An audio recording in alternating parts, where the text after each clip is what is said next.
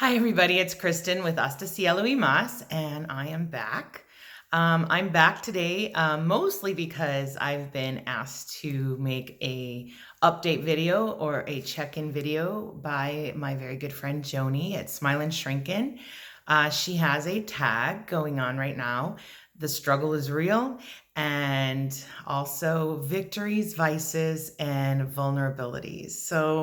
I have a lot to talk about when it comes to victories, vices, and vulnerabilities. So it's been a while since you've seen me. I haven't checked in since January 17th. I just checked, and it's been a while, 7 months. But it's been a crazy 7 months. I've got a lot to share. So I'm going to start in right with the tag. Okay. I'm going to talk about, give you a little background. I had the DS in December of 2016, so it's almost been 3 years. I had my first round of plastics last summer, and then I got a monster kidney stone.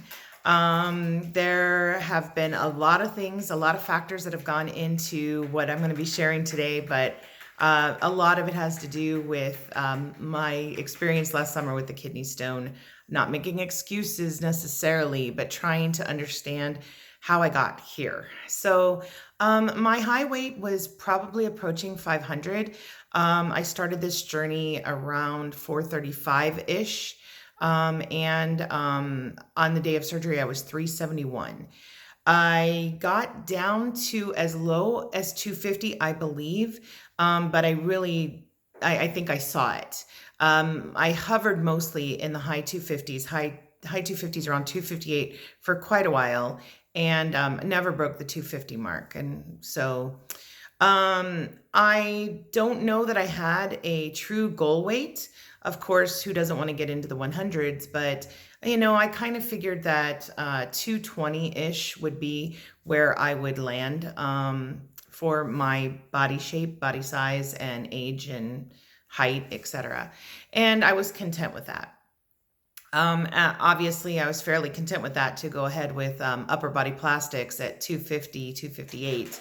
And so I have had some victories. Okay. I am continuing mostly to take my vitamins, probably not as, consistently as I should. I might miss a dose one day, uh, but I try not to.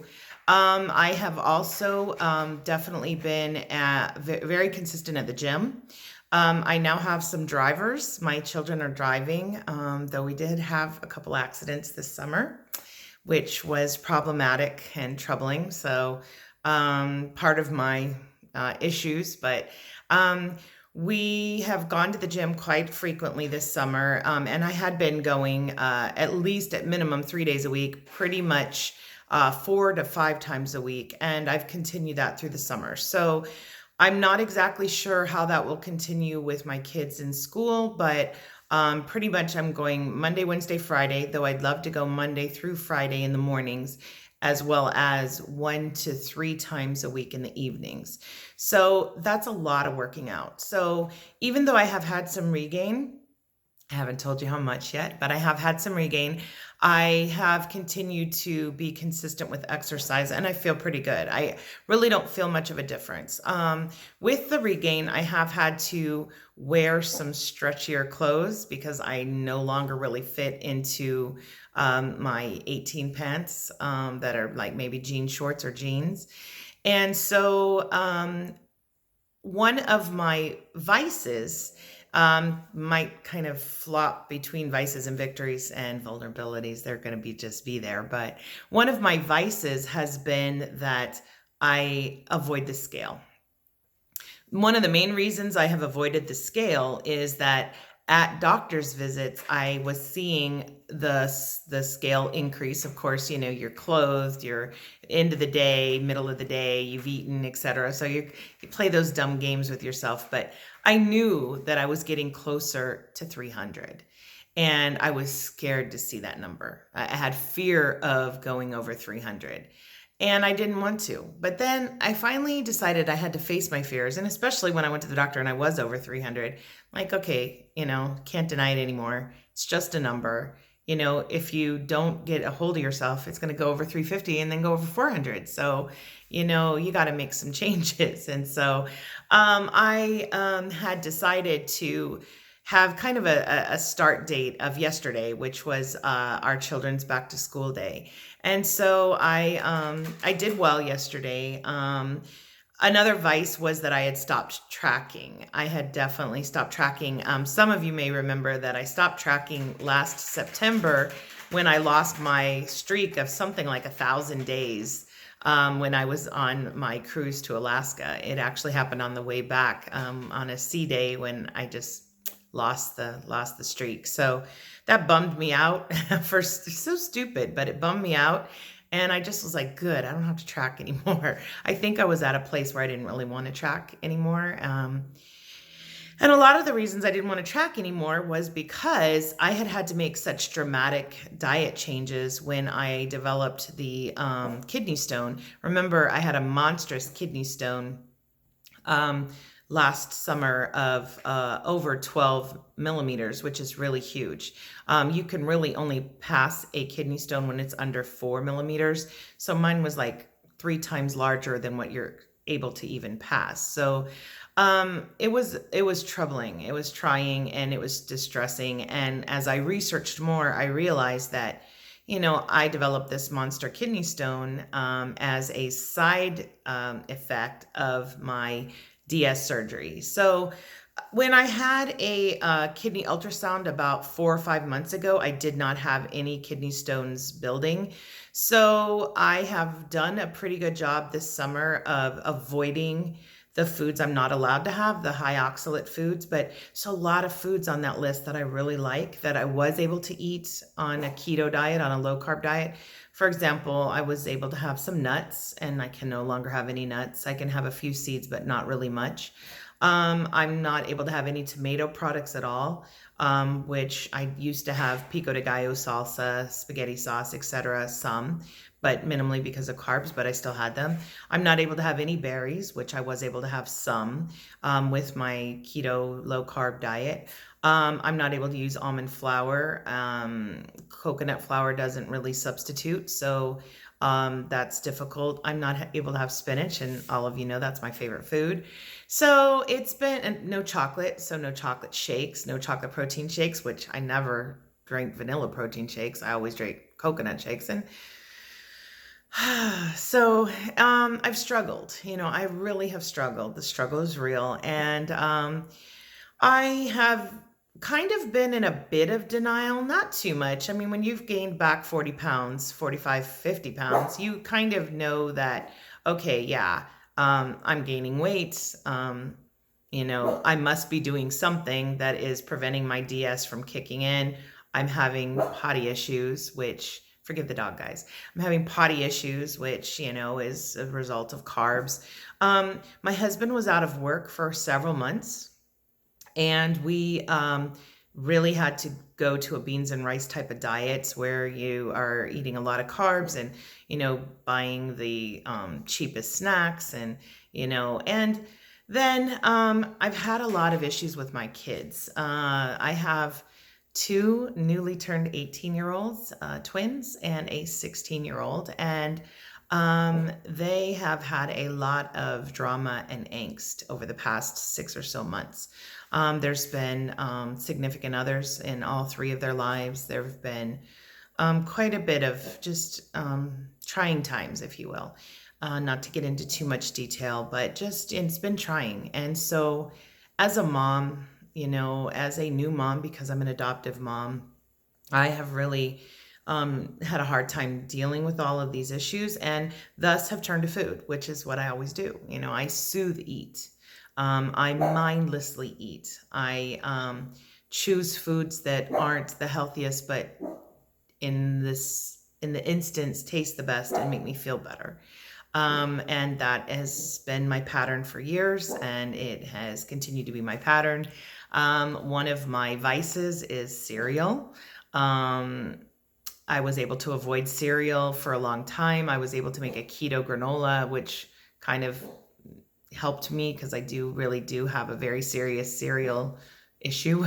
And this summer, I didn't say no to cereal, like I had been for the last couple of years. And when I eat cereal, I sometimes overeat cereal. I almost always overeat cereal. I don't eat a small amount of cereal.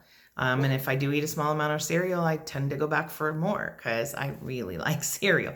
So there's just been a lot going on. On top of all of this, my husband and I, I have uh, a very serious vestibular condition, and I've kind of been homebound for about 5 years. And I pretty much go to church and go to water aerobics, and that's about it. And that's kind of pretty much all I can kind of handle. However, back in the spring, we started doing some volunteer work. And the type of volunteer work we are doing is a little bit on the kind of extreme side. When my husband was recovering from his knee surgery, and in the early parts of the summer, we were going to a shelter for migrant families. If you've been watching the news about the detention centers, these are people who have just been released from the detention centers, maybe within the last 14 hours. So we had little tiny itty bitty babies. I had 1-month-old twins. We had very devastating stories that I won't go into here, but just devastating stories, devastating. And we were really working hard. I'm bilingual. My husband's Honduran. A lot of the families were Honduran, but the countries that we have served total probably as many as 15 to 20 countries, including Africa, Haiti, Cuba, Venezuela, and all of Central America, South America, Brazil. So there just have been a lot of things going on in our life, and that leads to more soothing eating. We were going to the shelter almost every day for up to 10 hours a day. I didn't eat at the shelter. I was not prepared. I was never prepared. The only thing I would take would be water. And hopefully I would consume enough water to stay somewhat hydrated. But it was really a challenge. And I wore myself very thin and ragged, and we would come home and I would just eat cereal and go to bed. And so that was just, that was pretty much my life. And even when my husband started working, he would come home and he would be less tired, and he'd be like, want to go to the shelter? And I'd be like, yes, because it's work that we both love. And as a couple, to find something where you can, do something rewarding together, it was pretty awesome. And I felt okay, I'm not 450 pounds, I'm 306 pounds. And so, I could do it, physically, mentally, emotionally, maybe not so much. So, that's, kind of where I'm at. Dog's barking. I'm sorry. My dog got attacked last Saturday night.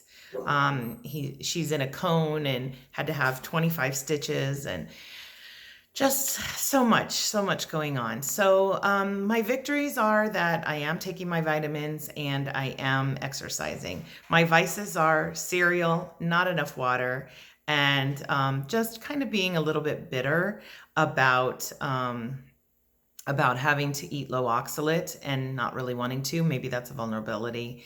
And then my vulnerabilities are that, I have regained so much that I didn't want to face it, nor to come to you all with all of my weight gain. And, yeah, there can be judgment, I would expect some. However, I really appreciate Joni's video of, let's have a little grace with one another, because this is fairly normal. We are not alone, and we wouldn't have gotten to 450, 500 pounds or in need of weight loss surgery had we not faced some pretty significant issues in relationship to weight. And so this is where I'm at. I definitely plan to get back on track. As I said, be quiet, Allie. I definitely plan to get back on track as a result of the back to school. I'm trying to use that as a jump off, and just hoping this video is also an impetus for me. And oh, the last thing is that, one of the things that also kind of put me in a spiral funk this summer is that I did apply for that study at Johns Hopkins, and I haven't heard anything. And I was very optimistic because they had only been doing one vestibular implant a year, and it looked like they were going to do 5 this year. And I thought, wow, maybe I'll at least hear something, but I haven't. And so I think that, really didn't help. I have been depressed, which is kind of new for me. And it all kind of, came to a head, I guess. I was Vacation Bible School director this summer. I'm the missions coordinator. I'm working very strongly with a partner as a women's ministry coordinator at my church. And I had been reading the Bible every day, and I stopped doing that, and there just was so much. But I got